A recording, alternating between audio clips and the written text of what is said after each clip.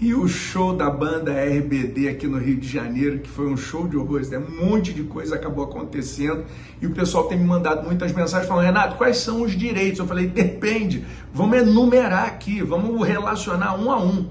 Nós tivemos problemas de atraso técnico no início do show, nós tivemos problemas de arrastões ocorrendo nas ruas, né? No entorno do estádio Newton Santos.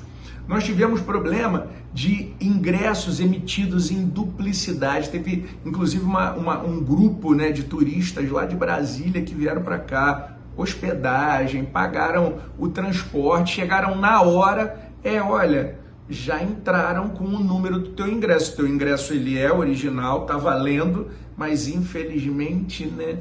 E aí? Né? Renato, o que pode acontecer? Teve problema também dos famosos, né, que fizeram uma área VIP que ficava na frente de quem tinha pago pelo ingresso. Renato, o que é direito, o que não é direito, o que pode e o que não pode? Vamos começar então pela venda de ingressos em duplicidade.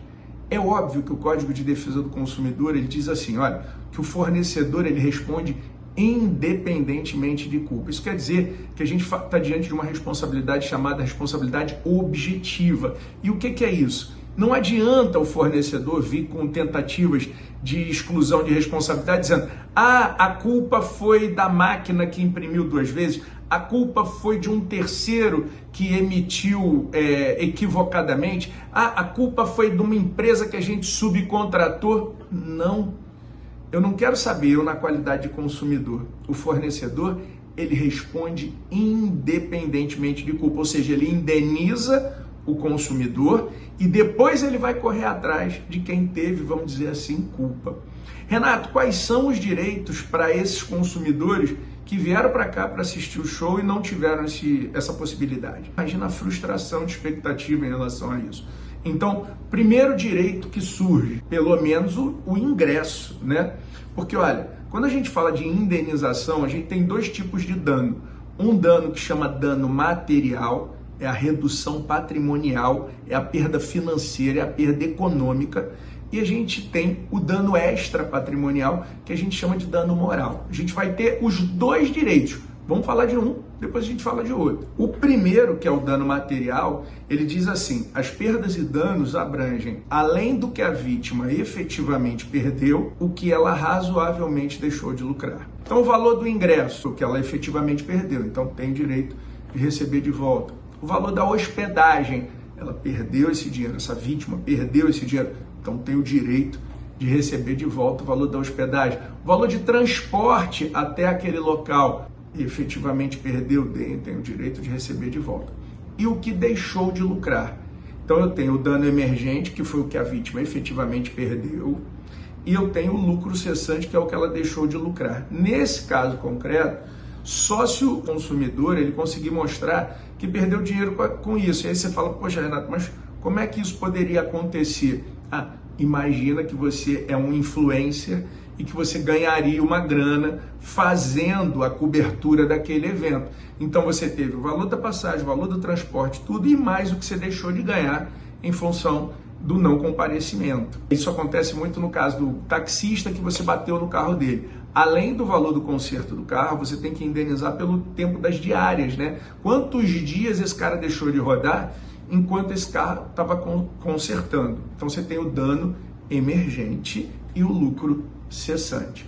Bom, além disso, pela frustração de expectativa, você tem um direito ao dano moral, né? Dano moral, nesse caso, será que provocou alguma angústia? Será que é um mero aborrecimento do cotidiano? Seguramente eu te digo que não é um mero aborrecimento do cotidiano, porque cotidianamente não tem o show da tua banda preferida em outro estado que você sai, se desloca, investe tempo, expectativa e um monte de outras coisas.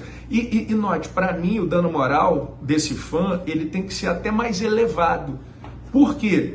Porque ele saiu de uma cidade para poder assistir um show que não acontece sempre. Quando é que ele vai ter a oportunidade de participar de novo de um show como esse? Eu até ventilo a possibilidade desse fornecedor custear uma passagem para que esse consumidor vá para um outro país, de repente, assistir, ou então para um outro estado. Vamos dizer, foi no Rio de Janeiro, mas vai ter o show agora em Curitiba. Então eu acho que o fornecedor para o consumidor não perder esse show, também tem que bancar essa ida até Curitiba. Ah, Renato, mas se não for em Curitiba, for na Argentina, vamos embora, até porque é pertinho, vamos nessa. Eu entendo dessa forma que o consumidor ele tem os danos materiais, dano emergente e lucro cessante, e ele tem os danos morais. Nesse caso ainda tem uma peculiaridade, porque como você imagina, né, o tempo envolvido nisso, o quanto de tempo não se perdeu. E aí nós temos também a indenização pelo tempo de vida perdido, que a gente chama de desvio produtivo do consumidor. Olha que festa! Olha que quantidade de problemas que esse fornecedor ele proporcionou. Isso no caso do ingresso em duplicidade. Aí você fala assim para mim, Renato, teve mais? Teve um atraso, teve uma questão técnica no início do show, teve um problema técnico. Com relação ao problema técnico, aí sim eu entendo que pode ser um mero dissabor do cotidiano, que não comprometeu o show como um todo. Então eu acho que pedir uma indenização por uma falha técnica ocorrida no começo do show, eu não entendo como razoável, não. Renato, arrastões que aconteceram na rua.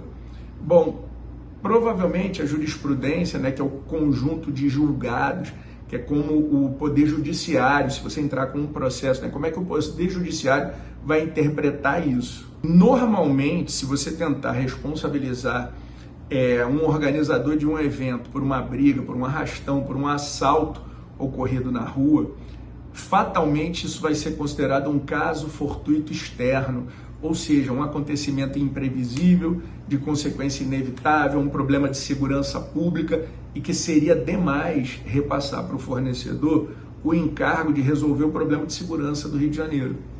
Então, eu entendo que não existe o dever de indenizar por parte do organizador do evento. Agora, eu queria provocar a seguinte reflexão.